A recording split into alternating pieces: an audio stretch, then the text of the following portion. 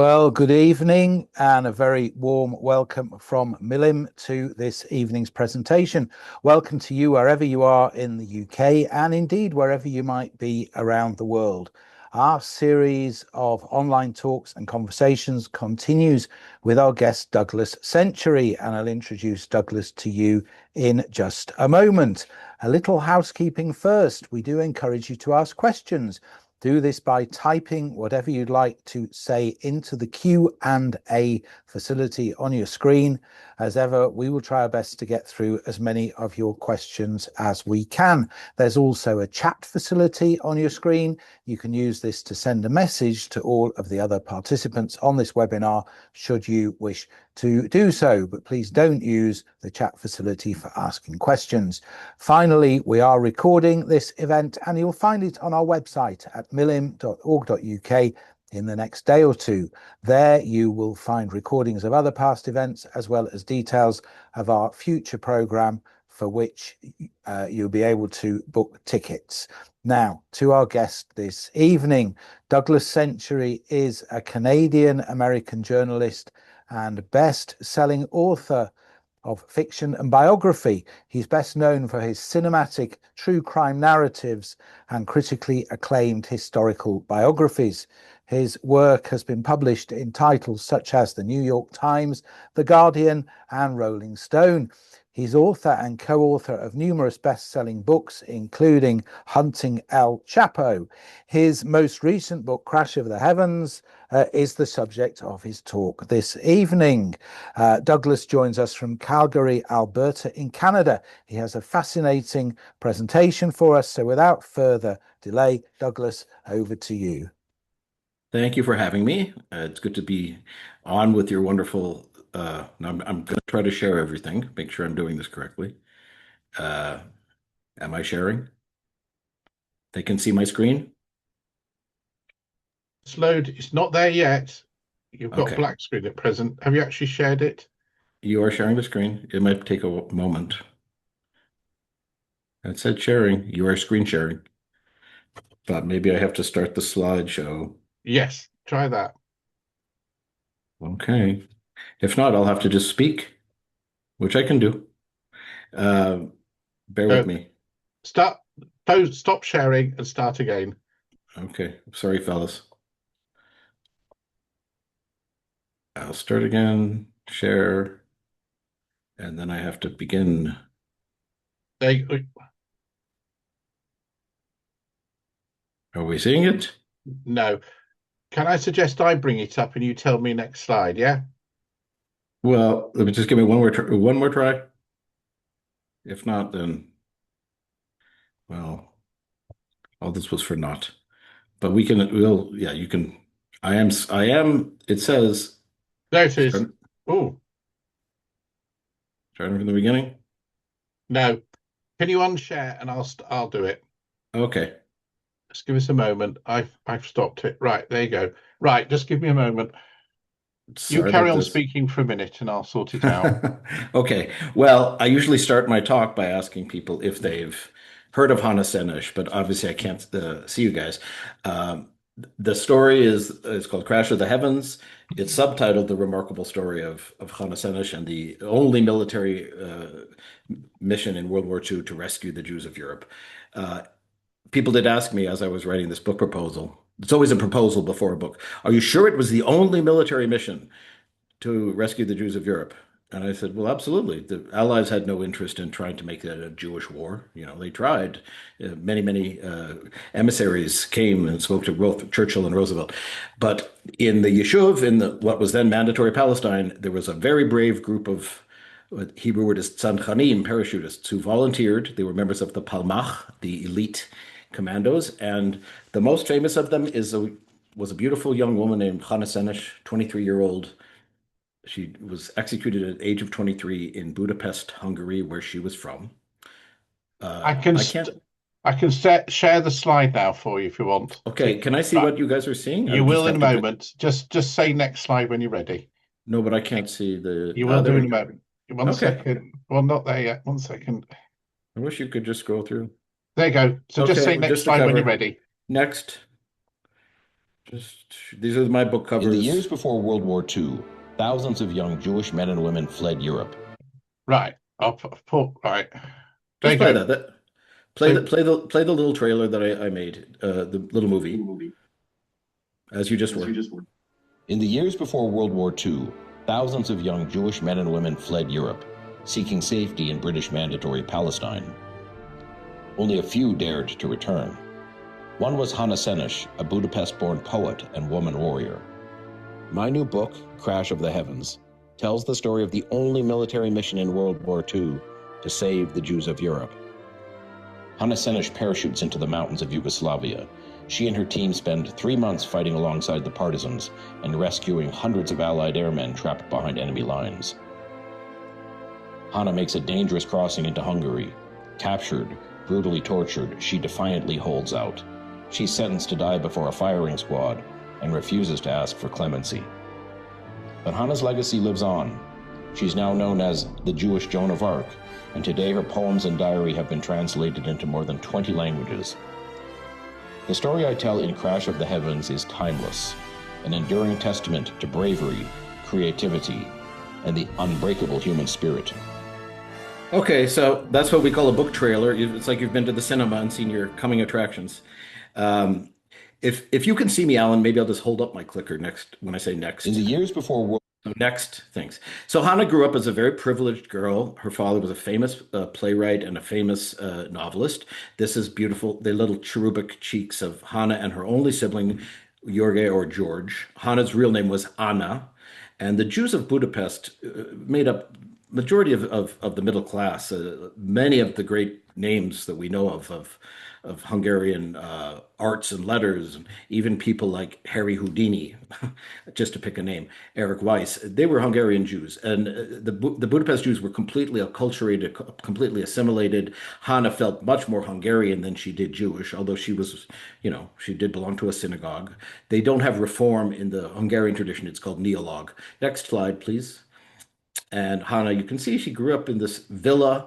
Her father's plays and novels were extremely successful. Next, and she lived a very charmed existence until her father died at the age of when she was 6 years old. Her father had back in those days, if you had rheumatic fever, you damaged your heart. And so Bela Senesh, her father, knew he wasn't going to live a long life. So he was furiously productive. Newspaper columns, dozens of plays, children's books. And he died at age 31. And Hannah picked up, you can see her there with her doleful eyes and her big library. She picked up his mantle and she just said, I'm going to be a great soul. She kept a wonderful diary, much as Anne Frank, who's 9 years her junior. I think girls of that era who came from very, very upper middle class or bourgeois families were probably given a bat mitzvah gift of an open diary. So at age 13, Hannah starts writing, and she has big ambitions to be a great soul. One day, she says, to be like my father and to be a great writer. Next, please. Too bad I can't just use my clicker. I wanted to include this photo in the book because it almost looks like Wimbledon. People, I realize, especially Americans, not you British, because you've been to the continent, but a lot of Americans have no idea. Hungary or Romania, you mentioned these countries. What was that like before the war? Well, Hannah spent her youth. She traveled to Italy. She traveled all over Europe. She played tennis. She was a great sportswoman. So I thought this just looks like quite a modern young woman, although this is in the 1930s. Next, please. And she also we have an amazing trove of photographs because it wasn't a Leica, it was an Agfa. She had a very good German-made camera, and she was an amateur photographer. So here's a photo she took of herself. Next, please. Here's a kind of idyllic moment, a picture. I show this to a lot of Canadians because we can relate to these toboggans and sleds. Shalom from sunny California. That's Bela, her father, and the two little children who were as close, thick as thieves, because they were only separated by about a year and a half in age. Next, please. So it's a very fascinating book. I found a copy in German. This is I got to know Hannah's nephew, David Senesh, and he said, you must read my grandfather's great book. It's called Chibi. It really means street urchin. And you see the little blonde boy kicking the football. Let's use the proper word, not soccer ball, football. Next slide, please. This is the German version. It was published, of course, in that era, just after the Austro-Hungarian Empire. This was published, that version, my personal copy, 1931, so in Weimar era Berlin. And it really is the story of a man named Josef Braun, a little boy who was a street urchin who became one of the great Hungarian football players. Tragically, he died in the Shoah. He died in the Holocaust. But Bela wrote this book, and I bring that copy to a lot of my talks because I say, this was like the Harry Potter. This book sold millions. Every non-Jewish kid.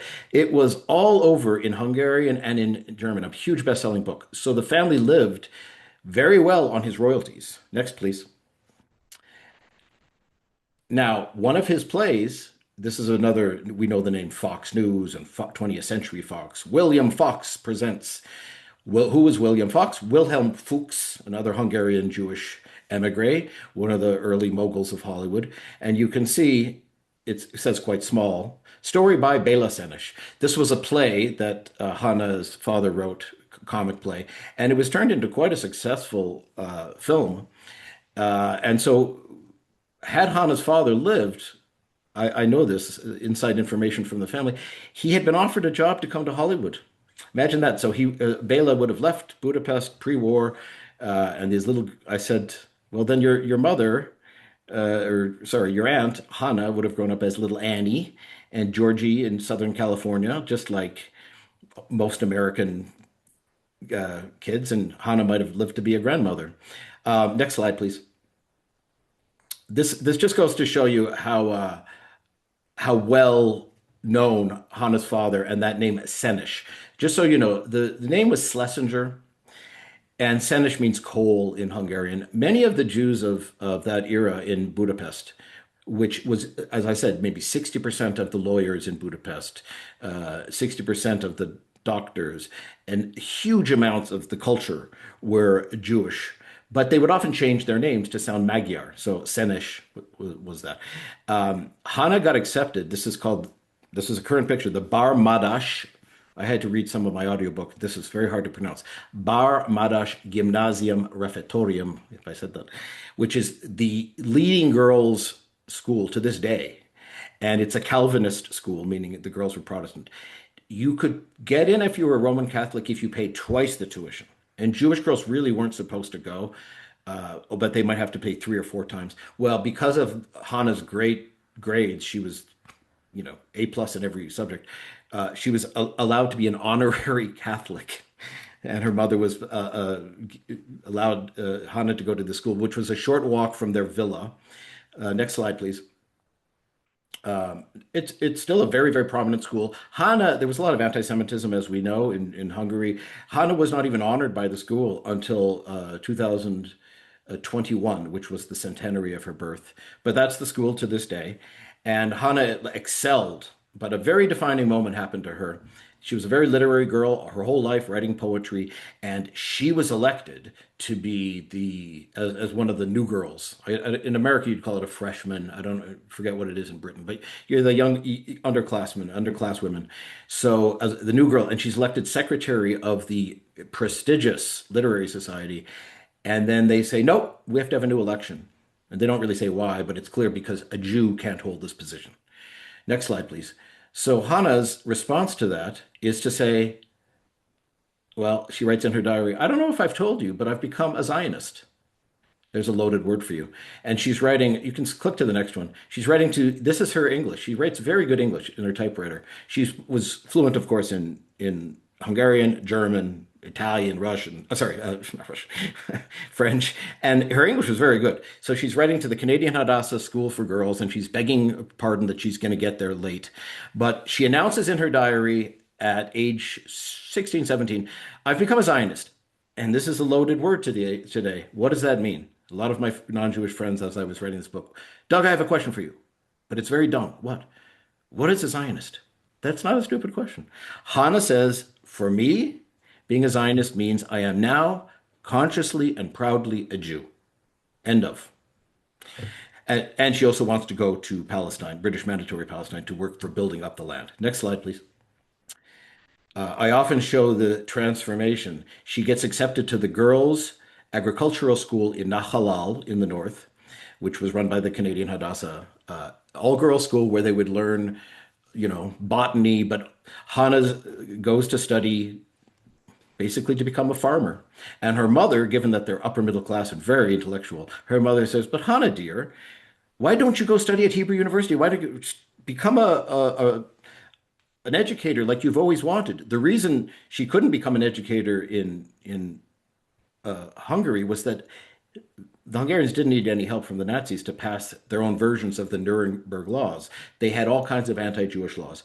And it came down to her father's plays were banned, his books were banned, but even the quota system, so that there could be very few Jewish doctors, very few Jewish lawyers. And Hannah only really wanted to go to school to become a teacher and maybe be a writer as well. Well, the quota system became so tiny, maybe a fraction of a percent. So there was no chance for her to even go to university.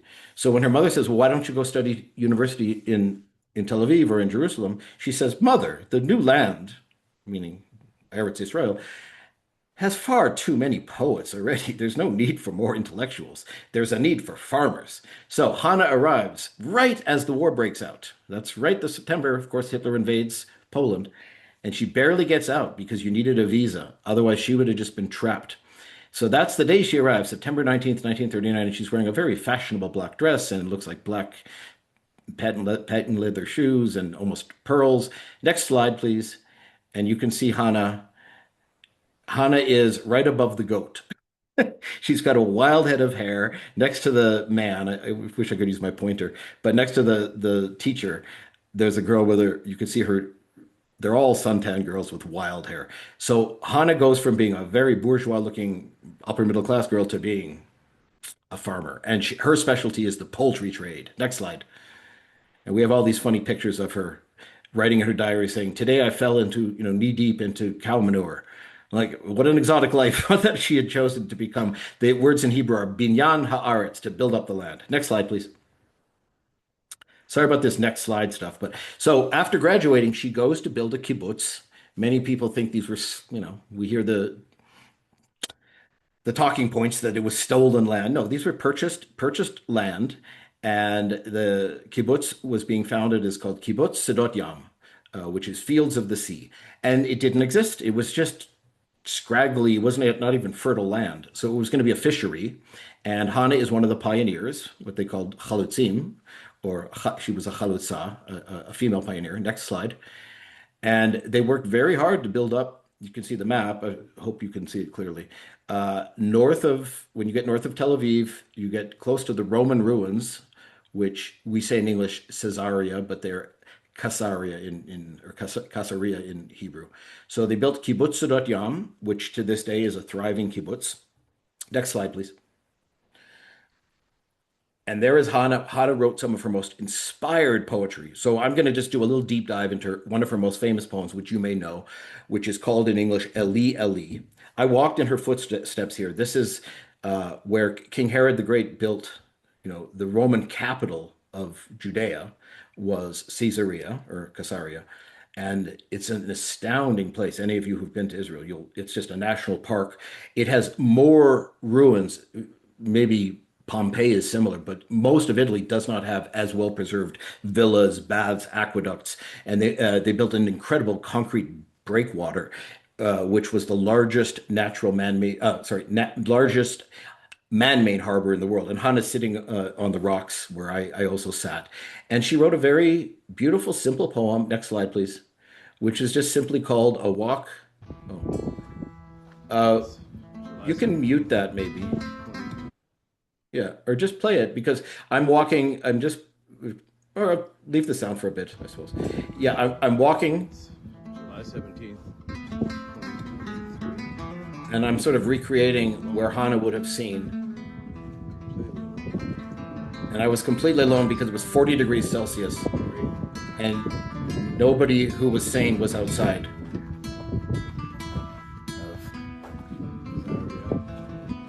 And the stunning rockiness, there's the aqueducts that you see.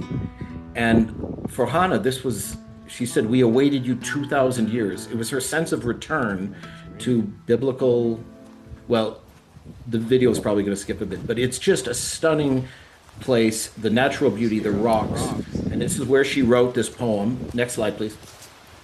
Which is called in English, I don't know if, show of hands, I can't do that, how many of you can read Hebrew, but it says Halicha Lekasaria. And it's one of the most famous poems in the modern Hebrew language. It's in the Siddur, in the prayer book of Reform Judaism. And someone said they can read Hebrew. So Halicha Lekasaria, there's a spelling mistake because Hannah had only started to learn Hebrew at age 17 when she became a Zionist. And fluently, there you see it. Can Jillian see the spelling mistake? It says, Halakha says, Eli, Shalo Yigamer Leolam. There are thousands of recordings of this song. It's sung on Yom HaShoah worldwide. It was set to music by a composer, David Zahavi. And Eli, Eli, Shalo Yigamer. What she's basically saying, there you go. Somebody's used aleph instead of an ayin, right? So she misspells a very basic word, Leolam. Next slide, please. I do this when I talk to Jewish schools. Oh, I wrote an essay about this entire poem for the Free Press, Barry Weiss's Free Press. Just deconstructing this poem. You can look it up online. Next slide, please. And as Jillian brilliantly pointed out, she only uses the word Eli once, which is God. That these things should never end. Leolam. You see, and that word means a meeting hall, a hall in modern Hebrew. Someone can correct me if I'm wrong. She doesn't use an ayin. And it just shows you she had just started to learn the language. And I went and I met with David in Landwehr Cafe, David Senesh, her nephew, who's a psychoanalyst, a specialist in trauma. He himself was a prisoner of war. And I said, I was looking at your aunt's manuscript. She makes a basic spelling mistake, olam. And he goes, yeah, it's true. My aunt didn't have very good Hebrew. Because of this, she was a great poet, which is a very clever line. What I think he meant was what great Jewish American critic Harold Bloom called the anxiety of influence. When you're writing in your own language, you're writing in English, you're British people or Americans, you're thinking, well, there's James Joyce and there's Ernest Hemingway. In Hungarian, she was constantly comparing herself. Hebrew was so basic to her. So she writes in a very basic, very, very basic. She rhymes the word Hashamayim. She may not have got a handle on the spelling, but her script, yes, that's beautiful, what someone just said, Jillian. I went to a parrot shul, a Yiddish shul. I learned to write at Aleph Bet at age 4 when I learned English. Her script is just impeccable. So she worked very, very hard. She was a meticulous girl.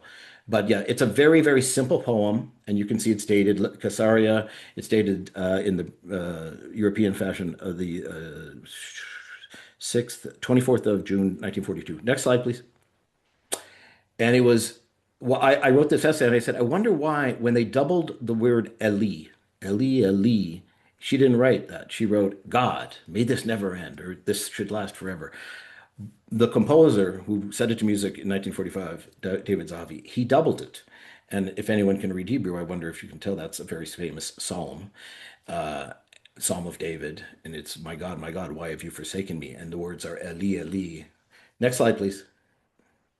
And I sometimes have to speak to non-Jewish crowds, so I will point out, you guys know this too, because your Lord Jesus on the cross, both in St. Matthew and in St. Mark, in his 9th hour on the cross, he cries out, those of you who are, I'm getting some thumbs up.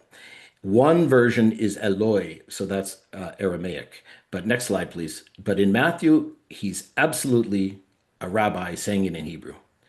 And he says, and in the 9th hour, Jesus cried with a loud voice. To my Jewish friends, I'm just pointing out Jesus was a rabbi. Eli, Eli. They actually, this is the King James Bible that I have, a real classic version.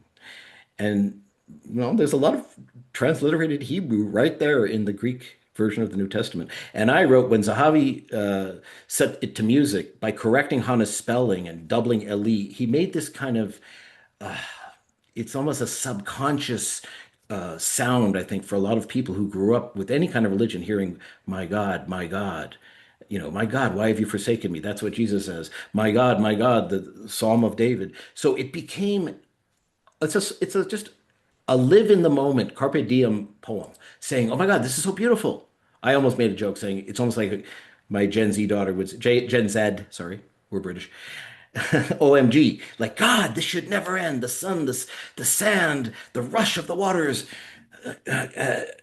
And she says, the prayer of man, it's just the beauty of nature. Well, how did this become an anthem of the Holocaust? And I argue, I posit that it's because he doubled when they set it to music and made that Elili. That's just this mournful, my God, why have you forsaken me? So this in Israel is almost a second national anthem. It is the song of Yom HaShoah.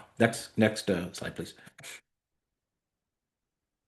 And there's my ugly mug. There I am sweating in 40-degree temperature. And when you go to that kibbutz, now they've corrected the spelling and it's just so famous. And you see Eli Shelo Yugamer Leolam, that these things should never end. And you guys can look up, there are from Ofra Haza to every Israeli singer, but there's a Ukrainian military choir singing it at Baba Yar. I can give you guys a link later. In the midst of their war, the Ukrainian military choir goes to Baba Yar and they sing in Hebrew. It is just it's a haunting song. Next slide, please. And I actually, when I give these talks, I play the music, but we won't do that here. Next one. This is my PowerPoint. Now I'm going to explain what this mission was, since this is a book about a military mission, not just about a poem. If you see the map, I made a point because I sold this book deal before October of 2023. So someone asked me, did it change the way you wrote the book? Well, yes, I insisted that any reference to Palestine, make sure it says British mandatory Palestine, just as it was French mandatory Syria. These were mandates. But if you see, the Jews of the Yishuv, of the community, were, of course, under the control of the British. Why did they have to go parachute into all these European lands? Well, if you look at the map of Romania, Hitler, with a big weakness, there's many great British historians on YouTube talking about this. Hitler needed oil. The one thing the Nazis lacked, they might have won the war if they had oil. They had the Romanian oil fields of Ploiești. And the RAF and the US Air Force tried so many times to bomb Ploiești, but they lost literally thousands of planes. And I mean, thousands of airmen were shot down all over Europe. And the factories in the UK, in Detroit, in Canada were rolling out not just Spitfires. We're talking the bombers, the Halifaxes and the Lancasters, and they didn't have pilots. It took 18 months. So this brilliant British colonel, who we're going to meet in a few slides, Tony Simmons, said it calculated it's 5,000 pounds sterling, which was a lot of money, probably about $500,000 today, and about 18 months to train a pilot. If we could just rescue some of these pilots that are down behind enemy lines or in POW camps. And he had tried with this is British military intelligence called MI9. He had tried, and he said, forgive my attempt at sounding British, he said, it's terribly hard to find an Englishman who can plausibly play the role of a Hungarian or Romanian, meaning not good at faking languages. But here in Palestine, he found we had all these volunteers. Next slide, please. And the volunteers, this was Eliyahu Golom, he fought for the British in the First World War, and he was the founder of the Haganah, which simply means the defense. Haganah was the origin of the IDF. Next slide. So what was the point of the mission? And this almost broke my heart. If you go to Tel Aviv today, on Rothschild Boulevard, you'll see the Museum of the Haganah, which is Beit Eliyahu, the house of Eliyahu Golom. And they had known by 1942 irrefutably that the Shoah, we didn't know there was a name for it. There had been the Holocaust by bullets, and Churchill knew that. And he went on the radio and he said, this is very famously, when he heard about the massacres of women and children, the Einsatzgruppen, Churchill says in 41, we're in the presence of a crime without a name. And as I write in my book, he was being literal. There was no word genocide until a Jewish lawyer, Raphael Lemkin, coined it, taking genos to the Greek and the Latin. He says the killing of a people. There was no word for it. But in 1942, it became apparent I can answer a question as to why, but this was not just pogroms. This was a mechanized, systematic annihilation in 1942 of the death camps. And they knew the Haganah wanted desperately to save the Jews, warn the Jews. The problem is they did not have planes. They did not have submarines. They had volunteers. They had the Palmach. So what Eliyahu Golom said, and he died tragically in 1945, he didn't live to see the state of Israel. We knew that if we could only penetrate enemy territory and send our boys and girls into the heart of Europe, they would form concentrations of Jewish youth, especially the young Zionists, meaning the kids who were ready to fight. And this is what broke my heart. We were certain we could create cadres of Jews who would resist the Nazis and upon whom, whatever their ultimate fate, would be bestowed the privilege of dying in combat. So it kind of shows you it's like the Warsaw Ghetto Uprising, many of whose leaders were Zionists.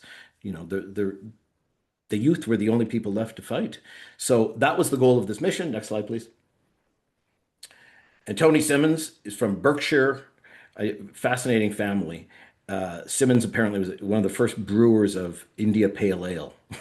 So the Simmons, like many generations of royal, I think he was a certain regiment that I'm not going to get the name wrong.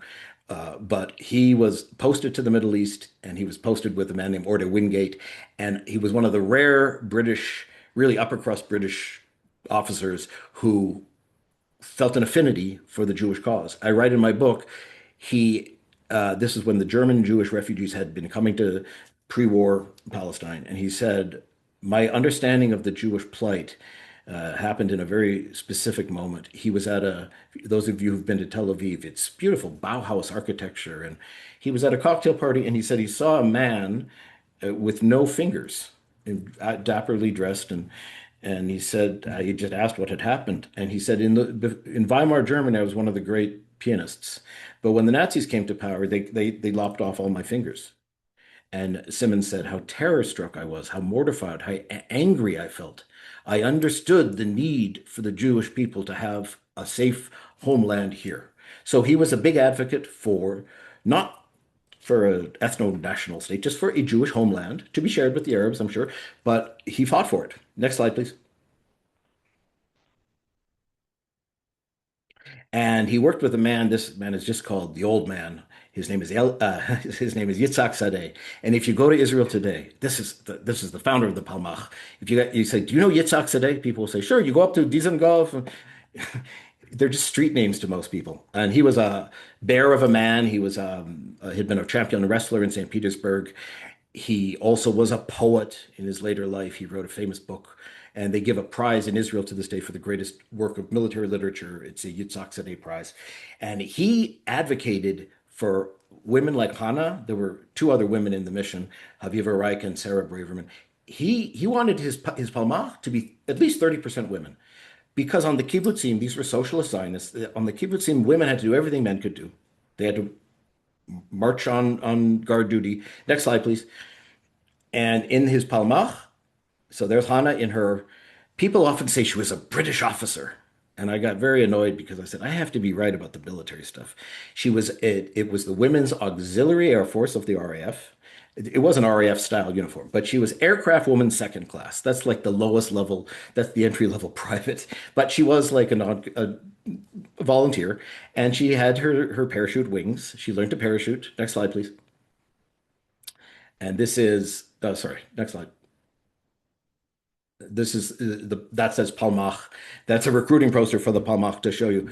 Those were short shorts even for the 1940s. The women were a foundational part of the Palmach. And Yitzhak Sadeh said very famously, not only should women be in combat, they will do certain things in combat better than men. And he just understood that. Hannah was a radio operator. You had to learn how to encrypt and decrypt and do all this. It's quite complex how they coded things. But the women tended to do that faster. Under fire. And as the Soviets found out, those of you who've read these great books about Stalingrad, some of the greatest Soviet snipers were women. So at a time when the British had no women in combat, they had women in uniform as support. The Americans had nobody had women in combat except the Palmach. So these were the first women's special forces in history, I contend. Next slide. And there's Haviva Reich on the left, and that's Sarah Braverman. Two other wonderful women you can read about in the book. Next slide, please. And I could skip through these. I often give these talks saying that's why is mandatory service for Israeli women. Next slide. You know, we call them the lionesses of the IDF, but next slide. With the fact that the ultra-Orthodox, it drives a lot of us crazy, don't serve. They live in Israel, but they won't serve in the... More women are serving at the front lines because the Haredi men are not serving. Next one. And I just often tell this when I go to Jewish schools. I'll say, so, you know, Israel, you can say what you want about it as a country. People have their big problems with Zionism or whatever they think of it. But it certainly, the original Zionist ethic of the kibbutzim was egalitarian, it was socialist, and it was feminist to the core, to the point that Israel has an all-female tank company with a tank commander and a tank general. Can't say that about any other. That just shows you that this too, I often say that this too is Zionism. Whatever you think of Netanyahu and the policies, I won't get into all the settlers and the various things that drive a lot of us more left of center Jews. That was not the vision of the original Zionists. The vision of the original Zionists was going to be a socialist paradise. I mean, they marched on May Day. They were very, very left wing. I know that's confusing today. Next slide. And they trained in Cairo, which was, of course, the throbbing hub of the British Middle East. And it was a city of flesh pots, and there were brothels everywhere. There were, I mean, all the Commonwealth troops, all the colonies. There were hundreds of thousands of British and Commonwealth troops there because that was the center for the British Empire in its Middle East. Next slide, please. And this was Hannah's task, was to be a radio operator. That was a James Bond type. I got that from the British Imperial War Museum. That was a state of the art for its time. Next slide, please. It was called a suitcase radio. And that's another one of the Jewish volunteers. You had to learn to encrypt and decrypt so quickly. And it requires, I mean, to me, it's beyond my mathematical capabilities. But the Jewish volunteers were very good at it. Next slide. And they did parachute in teams into, as you can see, what happened, what changed the war was once the Allies, you can see down far, there's that very famous place, Benghazi. When they had to fly from Benghazi, there were no fighters that could escort them. The Spitfires and the Hurricanes, they couldn't go that far. So these bombers were just going into death traps, being shot down. So if you see, once in 1943, once the Montgomery and Patton, they went up through Sicily and they captured Bari, you see in the south, Apulia. Now that little airplane Bari in the heel, you can see of Italy. Now it's a very short hop to go right across to Yugoslavia. Most of them landed in Yugoslavia because it was Tito's partisan. Next slide, please. Wish I just had my clicker. That's a Hebrew map that shows that's from the Hannah Senesh Museum. Next slide, please. And we had really good images of them really on board, studying their codes and studying their maps. Next one. I usually just scroll through these. Next. Just visuals. It shows you there were 37 of the Tzadchanim. Okay, now this is Tito. Marshal Tito, people will remember, was one of the few guys that Stalin feared. He was a communist, but he was a iconoclast. I mean, Stalin tried to kill him, and he sent guys to try to kill Stalin. So Tito's partisans, they were many things, but they were not anti-Semitic. He had a lot of Jews. There were many, many Jewish commanders, Jewish women commanders, and they were the most successful anti-Nazi army. I mean, they had 650,000 troops and huge divisions, and they really were Churchill sent. Actually was Evelyn Waugh and his own son Randolph Churchill to go find out. There were competing insurgencies. There was the monarchist Chetniks, and then there were the communists. So Churchill, who was a staunch anti-communist, still said we should go with Tito because those guys were going to fight, and they were not playing both sides against the middle. Next one. And that's one of the rarest pictures I wanted to include in the book because it's one of the few pictures we have of Hannah behind enemy lines. People tell you the story, like I learned it at age 8, almost as if she was just captured. And no, she wasn't captured right away. They spent 3 months fighting in the mountains of Yugoslavia. She didn't cross over to Hungary until June, and they landed in March. So in the front row, you see a little girl with her she's only 22 years old. And in the very front row, third from the right, that's Hannah Senesh, with some of the other, and those are downed Allied airmen. Next slide. You can find there's about 36 photos in my book. I wanted to include lots of photos and things that people hadn't seen. Next slide. So and I often want to point this out. They were given away. They had to sometimes hide their Jewishness. Yeah, just go back for a second. You see the sign? It says Palestine. That meant Jewish back in those days. So at some points they ran across villagers who were anti-Semitic. I'll have to tell this joke quickly because I see we've been on for 40 minutes. one partisan commander goes up to Reuven Daphne, who's from Zagreb, and speaks to him in Serbo-Croatian and says, "You must take off those patches." Why? The Palestine patches. You're the first British. The four of them are marching in, Hannah and three others. You're the first British officers or British military they've seen, and we can't have them knowing you're all Jews because Palestine meant Jewish. The Arabs were not fighting on the side of the British, and at first Hannah said, "I won't. I refuse."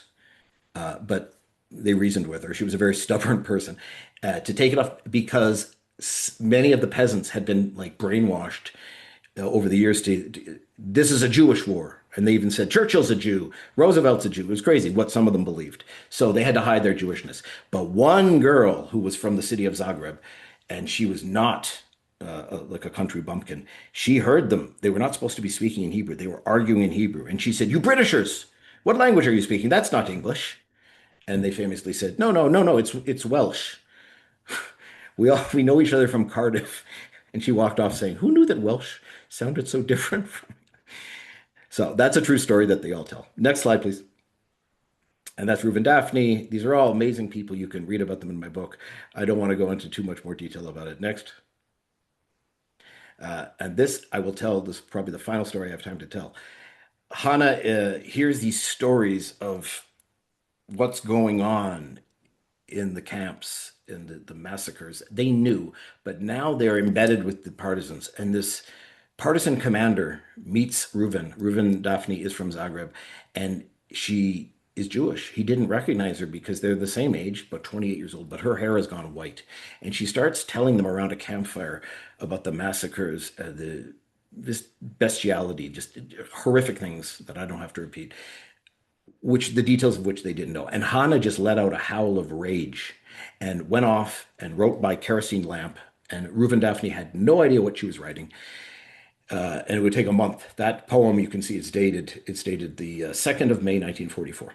And this is the last poem we know of that she wrote in there, Yugoslavia. She crosses over in June. Reuven does not want her to go. Her forged papers are not good. The Nazis have now occupied Hungary, so it's not really a safe bet. But Hannah says, "I must go. Even if I'm captured, the Jews will know someone came to try to rescue them." There are some things because I need to repurchase my right to life, she says. So against all orders, she didn't follow orders. And she hands Reuven this folded up piece of paper. And she says, "If I don't return, give this to the Chavarim, to my brothers at Kibbutz Sderot Yam." And she crosses with her famous, she always gave a thumbs up sign and shalom. And then Reuven, they're in a very dangerous part of the forest where there's partisan patrols, anti-partisan patrols. He opens it up and he says, "What is this, a haiku?" Like, he thought it was a message to Ben Gurion or something. And it's a very famous poem. It's also in this Reform Siddur. It's called "Blessed is the Match," or Ashrei Hagafur. Reuven is so angry at Hannah as she walks away. He says, "At a time like this, you're supposed to be studying maps and you're writing a stupid poem?" And he throws it away, he crumples it up and throws it in the bush, goes back to the partisan camp. And then he says, "You know what? A promise is a promise." And at great risk, because now the anti-partisan patrols, the Nazis were out searching. It's a very dangerous part of the forest. And he says, "It took me about 2 hours to find that stupid piece of paper, like hanging like a little white orchid in a tree." And he folds it up and he saves it. You can see it's drenched in snow. And it's 4 simple lines: "Blessed is the match consumed in kindling flame, Ashrei Hagafur." And I often show this, say, look how close that poem came to being washed away. It's Hannah's second most famous poem. Next slide, please. And we can skip this. September 1944. This is from my audiobook. Just skip ahead. It's a very famous, it's also a song, and it is just a beautiful, people think it's Hannah's way of saying she's a martyr. She's going off to die because she says, "Blessed is the match consumed in kindling flame." And blessed is the flame. But she ends with this final line, which "Blessed is the heart with the strength to stop its beating for honor's sake," meaning being ready to die for your honor. And then "Blessed is the match consumed in kindling flame." For a woman who never wrote a word in Hebrew, and she didn't feel she was ever going to be able to write in Hebrew. At age 19, she writes in her diary, "I speak Hebrew pretty well now, but very conversationally, I'll never be able to write poems in this language." Some of her poems are now the most famous in the modern canon, which goes to show you. I like to go talk to Jewish schools and say, spelling doesn't matter. It doesn't really matter, nor does grammar. Just get your feelings across. Okay, so I've talked for about 45 minutes, and I can keep talking if we don't have questions. there are other parts of the poetry I can show you, but I'm kind of curious if people have unanswered questions, then we can just open it up. Yeah, thank you, Douglas. If anybody has a question, please do type it into the chat now. Um, do you think Hannah Senesh was reckless? Yes. Yeah. She was headstrong. There's a wonderful woman interviewed me from the oldest Jewish paper. It's called in London, the Jewish Chronicle. And she has this, I forget her name, lovely British Jewish journalist. And she says, Century seems rather to have fallen in love with Hannah. And I said, yeah, I'll own up to that. And that British way of saying it, he rather seems to have fallen in love with her. But I said, yeah, but she was brilliant and headstrong and reckless. And I mean, Reuven says at one point, will this woman even listen to reason, let alone following orders? I mean, she thought she was right even when she was demonstrably wrong. I think she came from such a esteemed family. She had so much pride and so much knowledge in her own worth, and she knew she was brilliant. Although she had a lot of self-doubts. But I mean, what she did in hindsight, it was kind of crazy to cross over the way she did. She did save her mother's life, though. And she did save, in spite of what people have been saying lately, that no Jews were saved. The famous story I tell in my book, or it's just a relatively new story of a pregnant woman she saved. So she did succeed in her mission. And I also wonder what quantity do we, or how do we quantify hope? You know, these Jews, where they did land.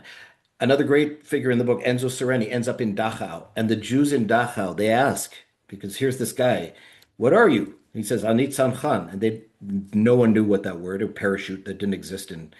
He said, no, this professor has fallen from the sky like an angel. You know, the first question is, what do they know? Do the Jews in Tel Aviv know? So if you were stuck in Dachau, if you were stuck in these ghettos, my family was from Białystok and Warsaw. They didn't know if the outside world knew anything about them. So how much hope was given by the fact that thousands of Jews met these parachutists in various places in Slovakia and Hungary and knew that at least they weren't forgotten. So did that help people to cling for another few weeks until liberation? Because this is very late in the war. This is 1944.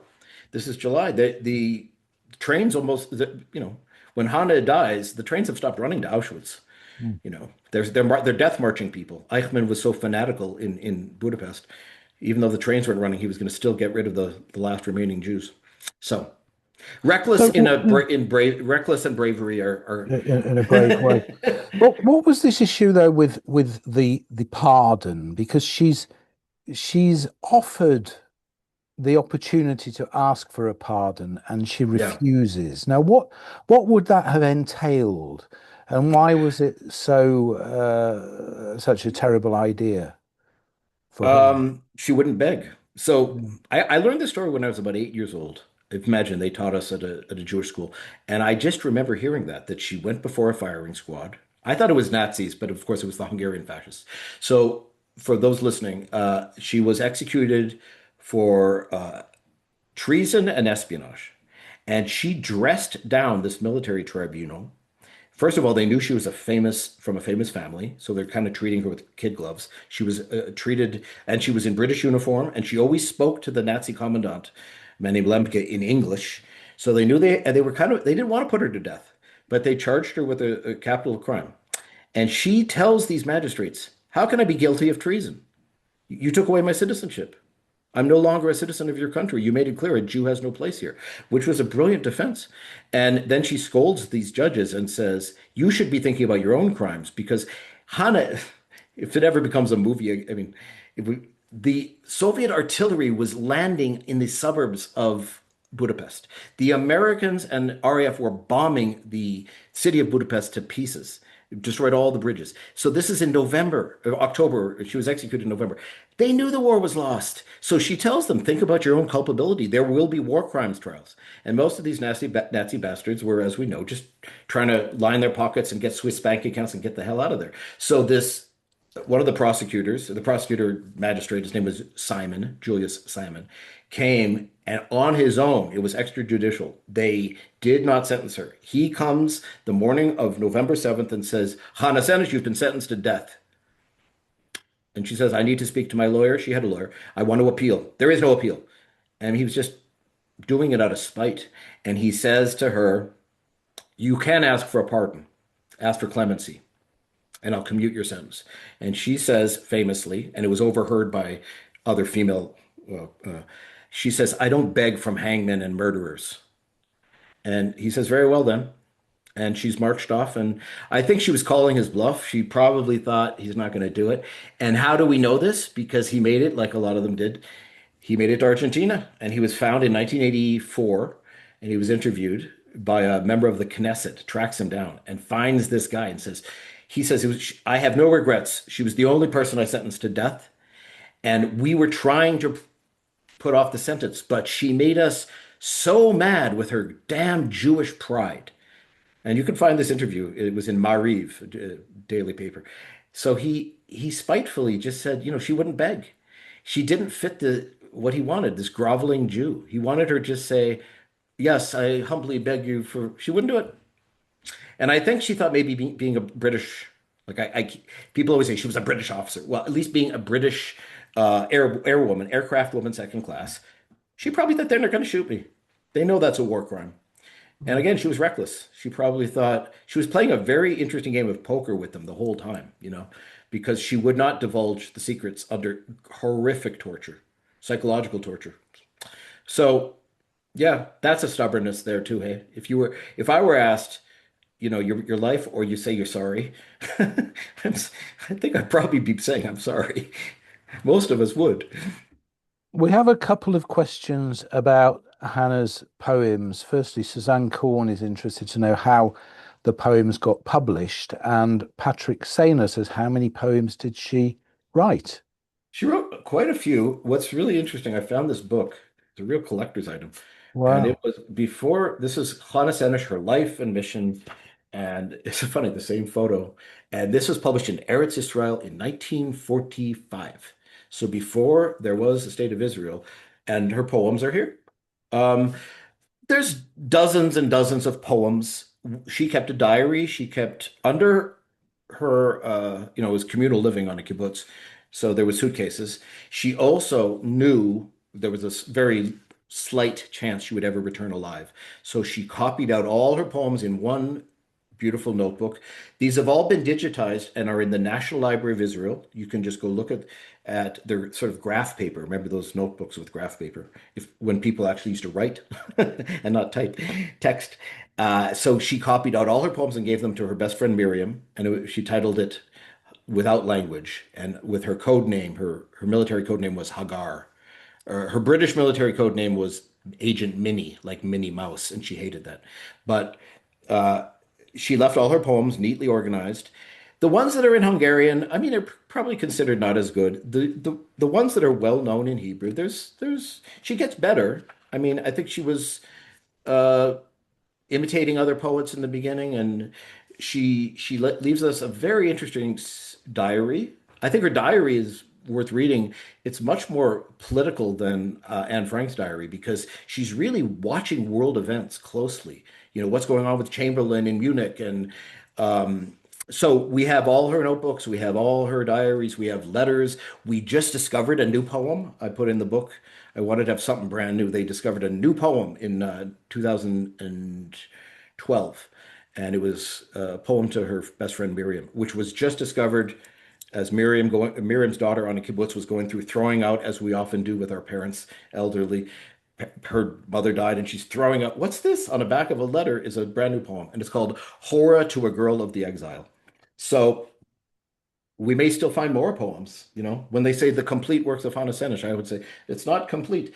But by the way, the first book ever written in English, again, it's the Palestine Library. This is 1947. I did a lot of collecting of rare items, but it says printed in Palestine on Tel Aviv. Of course, as I said, Palestine then meant something else.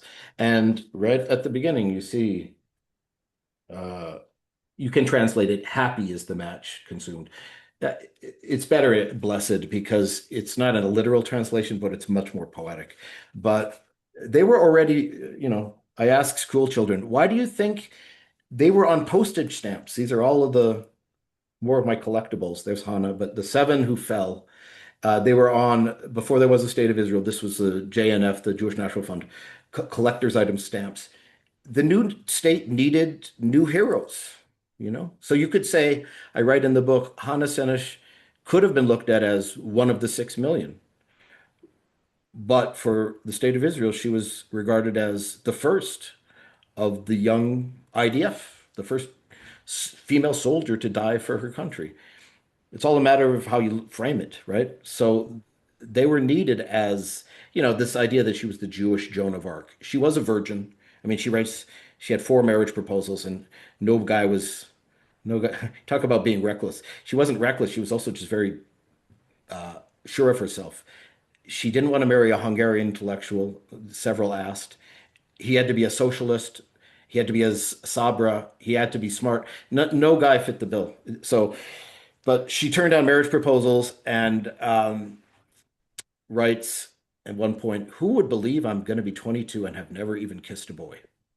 So that's how she became known as the Jewish Joan of Arc, because she was a virginal martyr, which to me that was just too good to be true. I wanted to. You said you read the book in almost 2 settings, right? I tried to give you the sense that this is a real person, because for years I just heard about her as this mythic, you know, such a brave woman and such a noble person, and just too good to be true. So she was all those things, but she was a lot of other things too. She was a Well, yeah, you certainly see her vulnerability as well as her strength in reading the text, and also there are some remarkable uh, twists and turns. How she managed to meet her brother briefly, how she managed to meet her mother again. It's all, there's kind of thing. If it was fiction, people would say it was yeah. unbelievable. Yeah, Yeah, it's Shakespearean, yeah. when they throw her mother, like they've tortured her and tortured her physically Mm. for her radio codes, not knowing that it was a book of French poetry. So it was double encryption, et cetera, et cetera. I don't have to get into it, but she had tossed away the book of Baudelaire poetry, so she couldn't have told them the poems anyway. But they tortured her and tortured her, and then they bring in her mother and say, where's your daughter now? She's on an agricultural settlement in Palestine. Are you sure? And they throw them together. And Hannah, who had a beautiful smile, one of her teeth was knocked out. She was bedraggled, and just said, "Talk, get her to talk, or we will execute you in front of her." And Hannah goes off, and we know because she ran into one of the other parachutists, and she said, "Was anyone ever given such a satanic choice? Betray my own people or sentence my mother to death?" And she sits there weighing the options. And then she wonders, should I turn traitor and save my mother? So yeah, the twists are, and you actually wonder these moral dilemmas, like how would you deal with these things? And we know this because Catherine lived a good life. She lived out her life in Israel. She was like the national mourner. And there's a very strange twist you got to the end there with this air disaster that nobody in Israel talks about. In 1954, there was an air disaster which nearly killed Hannah's mother and Golda Meir and dozens of parachutists who survived. It's just crazy. These stranger than fiction things that happen in real life. Yes. Mhm. And I So think also, I was you've going to say, written. Yeah, go on. Sorry. I was just going to say, and just for British people, I don't think people study like Lord Moyne was a Guinness, a peer from Ireland, dear friend of Churchill's. But the assassination of Lord Moyne by the Irgun, I mean, these were huge events in British politics. Almost brought down. Churchill was not going to support Zionism anymore. But it's amazing. All these things happened in a few days, all in November of 1944.